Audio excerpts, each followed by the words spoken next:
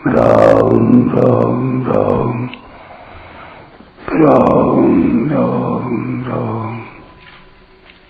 राम राम राम नारायण नारायण। भगवान के कर्मों की दिव्यता है। ज्ञान स्वरूप भगवान शंकर, ब्रह्मा जी, सनकादिक ऋषि, देवर्षि नारद आदि भी उनकी लीलाओं को गाकर और सुनकर मग्न हो जाते हैं। भगवान के अवतार के जो लीला स्थल हैं, उन स्थानों में आस्तिक भाव से श्रद्धा प्रेम पूर्वक निवास करने से एवं उनका दर्शन करने से भी मनुष्य का कल्याण हो जाता है। तात्पर्य है कि भगवान मात्र जीवों का कल्याण करने के उद्देश्य से ही अवतार लेते हैं और लीलाएं करते हैं। अतः उनकी लीलाओं को पढ़ने सुनने से, उनका मनन चिंतन करने से स्वाभाविक ही उस उद्देश्य की सिद्धि हो जाती है। चौथे श्लोक में अर्जुन ने भगवान से केवल उनके जन्म के विषय में पूछा था, परंतु यहाँ भगवान ने अर्जुन के पूछे बिना अपनी तरफ से कर्म के विषय में कहना आरंभ कर दिया। इसमें भगवान का यह अभिप्राय प्रतीत होता है कि जैसे मेरे कर्म दिव्य हैं, वैसे तुम्हारे कर्म भी दिव्य होने चाहिए। कारण कि मनुष्य का जन्म तो दिव्य नहीं हो सकता, पर उसके कर्म अवश्य दिव्य हो सकते हैं, क्योंकि उसी के लिए उसका जन्म हुआ है। कर्मों में दिव्यता शुद्धि योग से आती है। जो कर्म बांधने वाले होते हैं, उनमें दिव्यता आने से वे ही कर्म मुक्ति देने वाले हो जाते हैं। कर्म दिव्य फलेच्छा ममता आसक्ति से रहित होने पर कर्ता एक तो उन कर्मों से बंधता नहीं, दूसरे वह पुराने कर्मों से भी नहीं बंधता, मुक्त हो जाता है, और तीसरे उसके द्वारा होने वाले कर्मों से दूसरों का भी हित स्वतः होता रहता है। गंभीरता पूर्वक विचार करके देखें तो उत्पत्ति विनाशशील वस्तुओं के साथ अपना संबंध मानने से ही कर्मों में मलिनता आती है और वे बांधने वाले होते हैं।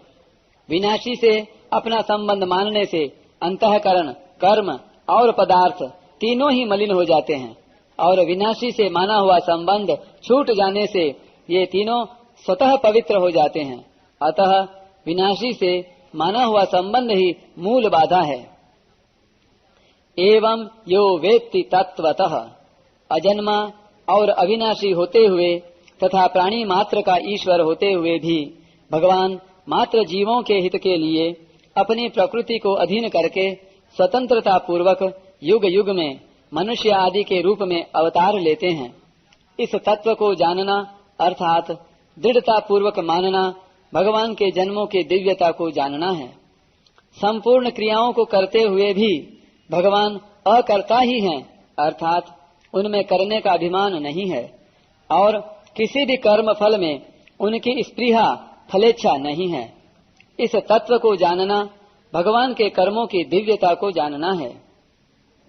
जैसे भगवान के जन्म में स्वाभाविक ही मात्र जीवों की हितैषिता और कर्म में निर्लिप्तता है, ऐसे ही मनुष्य में भी मात्र जीवों की हितैषिता और कर्म में निर्लिप्तता आ जाना ही वास्तव में भगवान के जन्म और कर्म के तत्व को जानना है। त्यक्त्वा देहम पुनर्जन्म नैति, भगवान को त्रिलोकी में न तो कुछ करना शेष है और न कुछ पाना ही शेष है, फिर भी वे केवल जीव मात्र का उद्धार करने के लिए कृपा पूर्वक इस भूमंडल पर अवतार लेते हैं और तरह तरह की अलौकिक लीलाएं करते हैं। उन लीलाओं को गाने से, सुनने से, पढ़ने से और उनका चिंतन करने से भगवान के साथ संबंध जुड़ जाता है।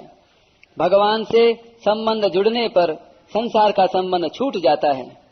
संसार का संबंध छूटने पर पुनर्जन्म नहीं होता, अर्थात मनुष्य जन्म मरण रूप बंधन से मुक्त हो जाता है। वास्तव में कर्म बंधन कारक नहीं होते। कर्मों में जो बांधने की शक्ति है, वह केवल मनुष्य की अपनी बनाई हुई कामना है। कामना की पूर्ति के लिए राग पूर्वक अपने लिए कर्म करने से ही मनुष्य कर्मों से बंध जाता है। फिर ज्यों ज्यों कामना बढ़ती है त्यों त्यों वह पापों में प्रवृत्त होने लगता है। इस प्रकार उसके कर्म अत्यंत मलिन हो जाते हैं, जिससे वह बारंबार नीच योनियों और नरकों में गिरता रहता है। परंतु जब वह केवल दूसरों की सेवा के लिए निष्काम भाव पूर्वक कर्म करता है, तब उसके कर्मों में दिव्यता, विलक्षणता आती चली जाती है। इस प्रकार कामना का सर्वथा नाश होने पर उसके कर्म दिव्य हो जाते हैं, अर्थात बंधन कारक नहीं होते। फिर उसके पुनर्जन्म का प्रश्न ही नहीं रहता। मामेति सोऽर्जुन, नाशवान कर्मों से अपना संबंध मानने के कारण नित्य प्राप्त परमात्मा भी अप्राप्त प्रतीत होते हैं। निष्काम भाव पूर्वक केवल दूसरों के हित के लिए संपूर्ण कर्म करने से मात्र कर्मों का प्रवाह केवल संसार की तरफ हो जाता है और नित्य प्राप्त परमात्मा का अनुभव हो जाता है। जीवों पर महान कृपा ही भगवान के जन्म में कारण है।